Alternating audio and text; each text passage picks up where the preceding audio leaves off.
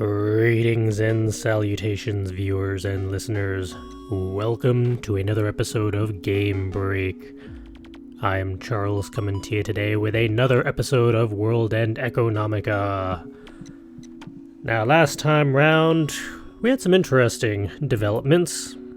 We may be going freelance for all we know, considering others want Hal to invest their money and help them out because moon debt is not a fun time.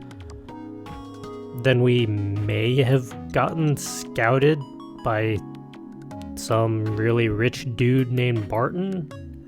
Not quite sure how that's all gonna go down. So hey, let's go find out.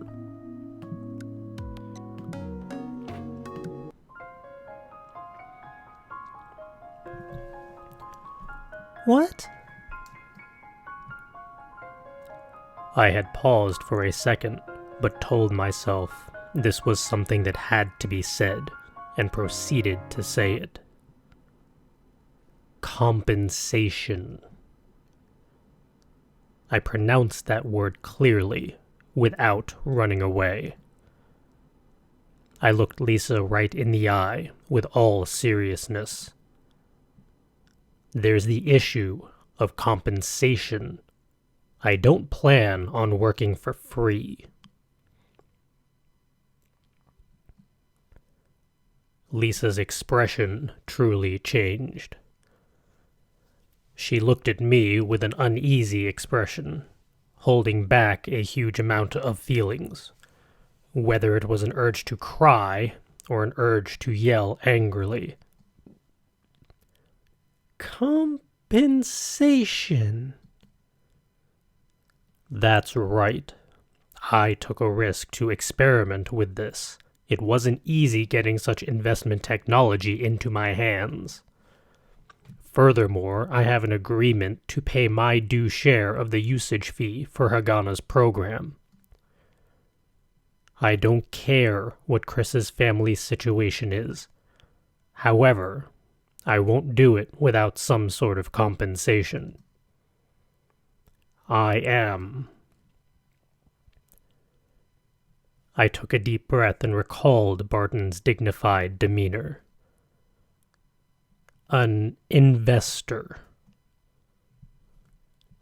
It was an extremely theatrical declaration, but I didn't retreat a centimeter from Lisa. I was even prepared to get in an argument and part ways. However, Lisa slowly opened her mouth at the end of the staring contest.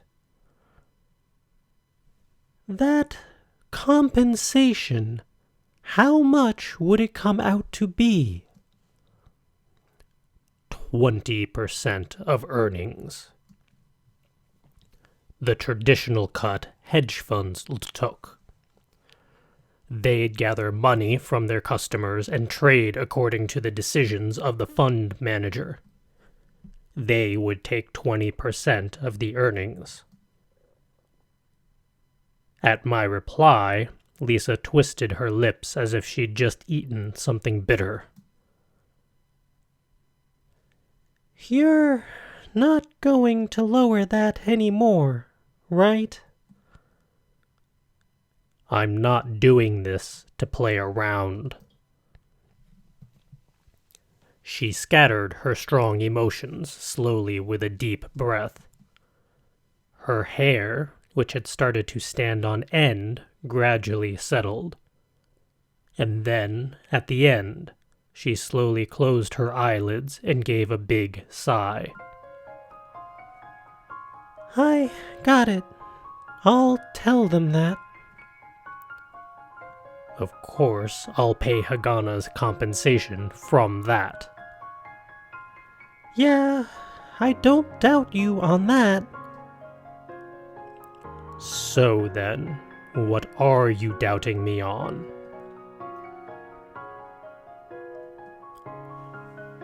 She was about to say something but caught herself, shut her mouth, and then smiled bitterly while refining what she wanted to say. In the name of Christ, I have to admonish avarice when I see it. I guess we'd never come to an agreement in this life. Yep, although I also understand that you aren't just a slave to greed. At least, it couldn't be someone who'd offer his own assets so easily. It was 50,000 mools. I was truly happy that I got complimented, and my lips formed a curve. Therefore, I'm not admonishing you. Furthermore, What? you are so annoyingly mature at this moment. My face got more strained at Lisa's wry laugh. I scratched my head haphazardly and then reached for the rest of the meal. I'll handle Hagana. If you could do that, then that'll be great. I didn't want to butt heads with Hagana over profits.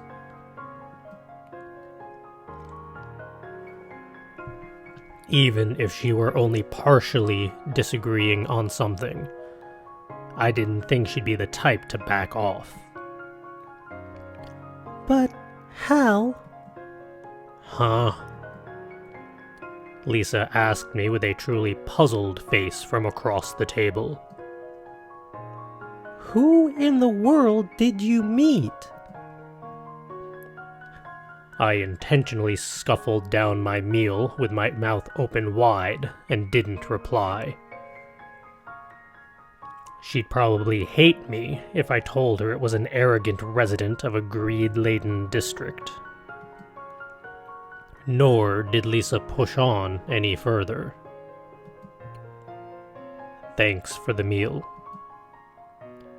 Having said that, I forcefully ended the conversation.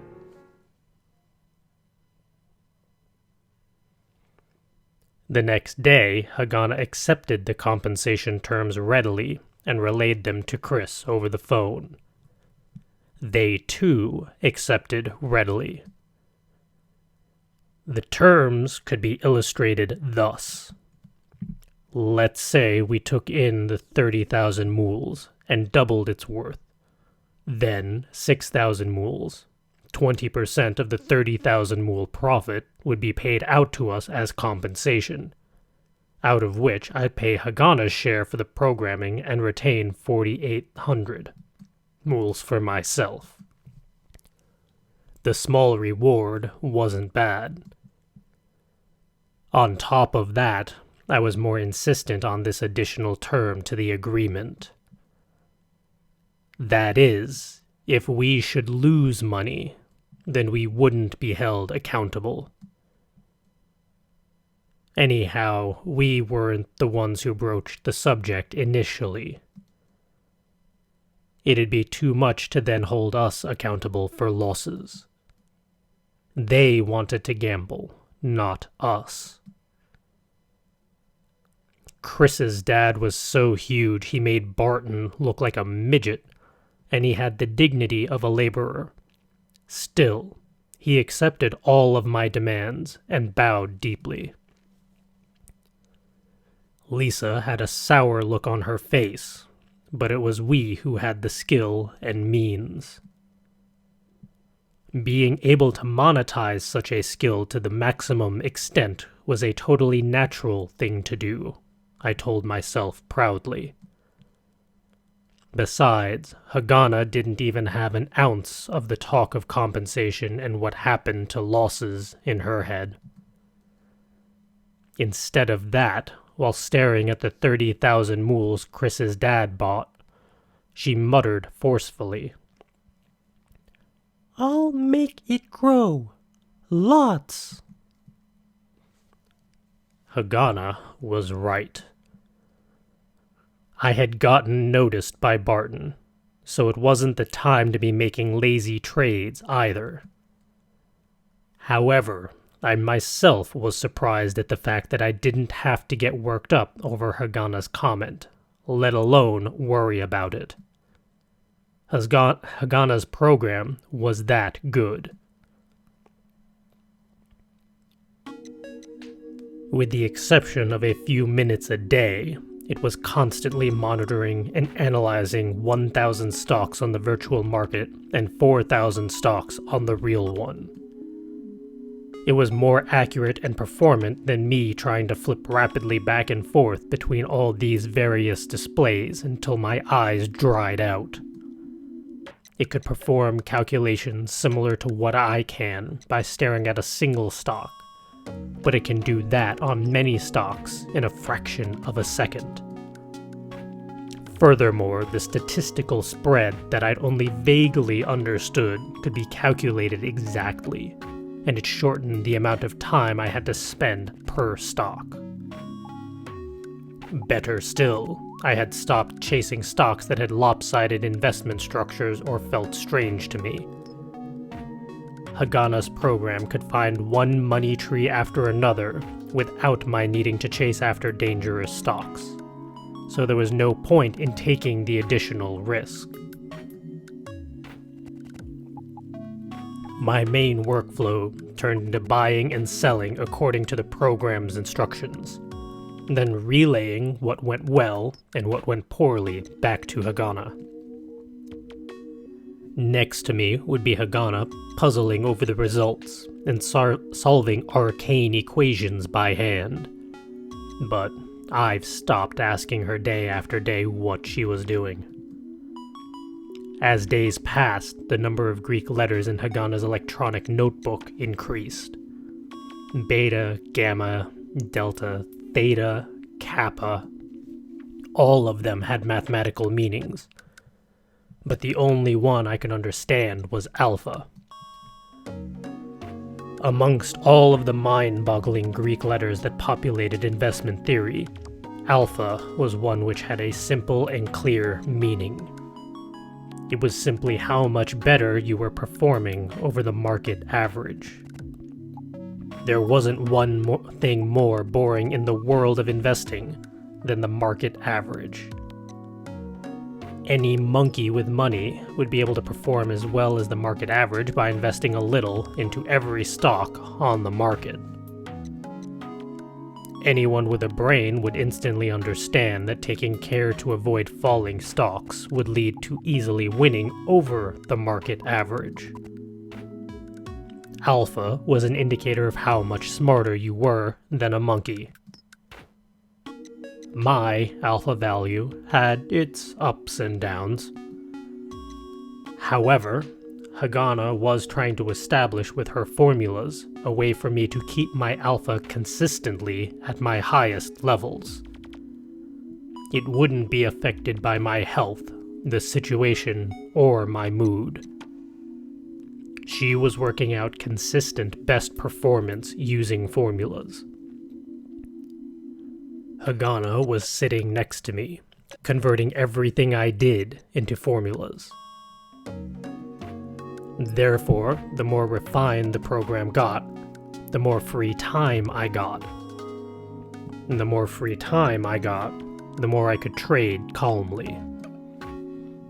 Once I started trading calmly, I realized there were many things I didn't see before, many things I didn't have time to feel out.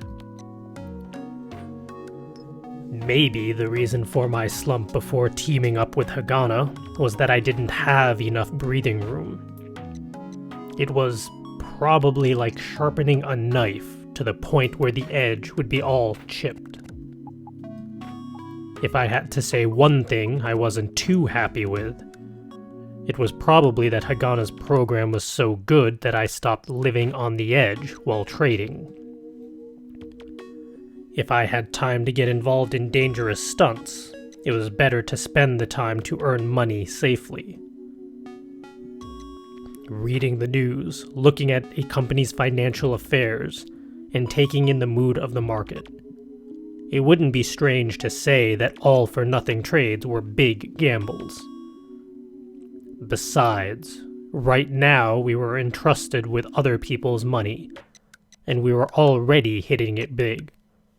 So there was no reason to take dangerous risks.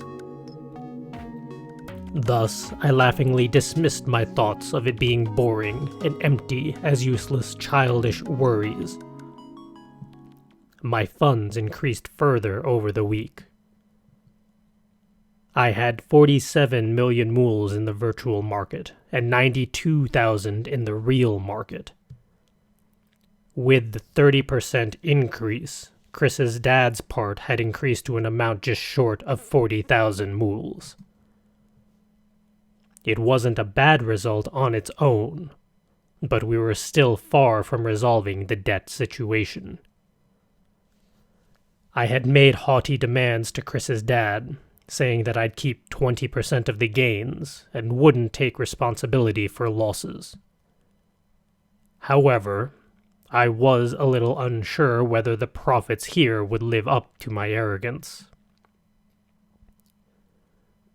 A week after we took in her family's savings, Chris came by nervously to ask about the results. Chris was uneasy, but I think I was more uneasy. In front of an uneasy Chris, Hagana laid out the numbers. It has gone up to 39,200 mools. Hagana was stately in her proclamation. She was as stately as she was confident in the outcome. Chris was apparently way smarter than you could ever imagine from how silly she appeared. Therefore, she should have been able to realize that they were still far off from paying off their debts, given that there was only a 30% increase. With those haughty demands I thrust at them, it would have been expected that I would have gotten at least halfway to the final goal.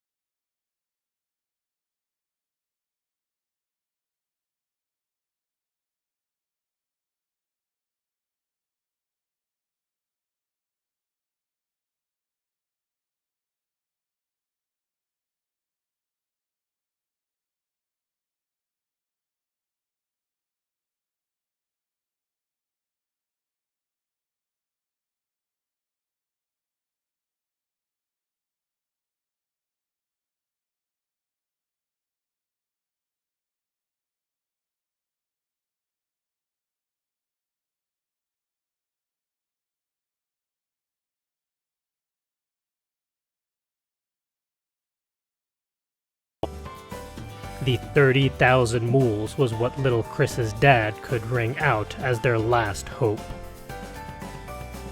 And to take in that money under such haughty demands, but not even making 70% of the goal with something I had confidence in, I felt a bit guilty. And because this was my line of thinking, seeing Chris's surprising reaction may have made me think of something immature. I pondered that not being able to see the picture and calculate gains and losses properly was why the poor would always remain poor. Staying in poverty meant that they didn't have any technical skills and talents. All they could sell was their time. Since all living beings had the same amount of time available to them, their time was cheap. People with technical skills could get more money for their time, and people with innate talents were rarer and thus fetched an even higher price for their time. However, that road topped out with doctors and lawyers. To get over that hump, one would have to have something else do the work. In other words, one would have to become a businessman. However, one didn't have to just get people to work. one could also just get money itself to work. Therefore, paying off just the interest little by little, like Lisa would have normally been a dead end. To break out of poverty meant to take the opposite road. Entrusting the nest egg to us, and then being surprised at just a 30% increase was not the way to go. Those were my thoughts as I stared arrogantly down at Chris. However, Hagana said the following. It's true. So, you could buy shoes and clothes with the earned money.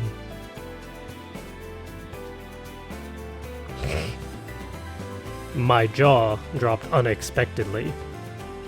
And from here on, it's going to go up even more. You could buy shoes, clothes, and bags, and I think there'd still be money left over.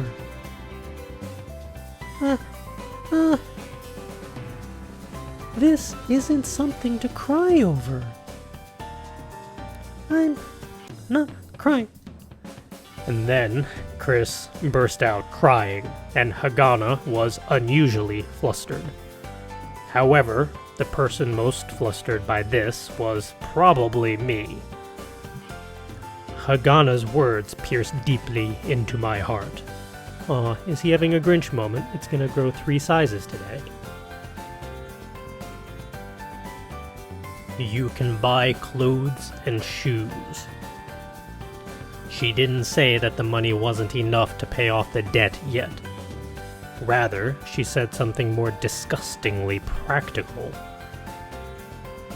Chris's clothing was in various sizes that didn't fit her, and her shoes were hole-filled sneakers that were even worse of a fit.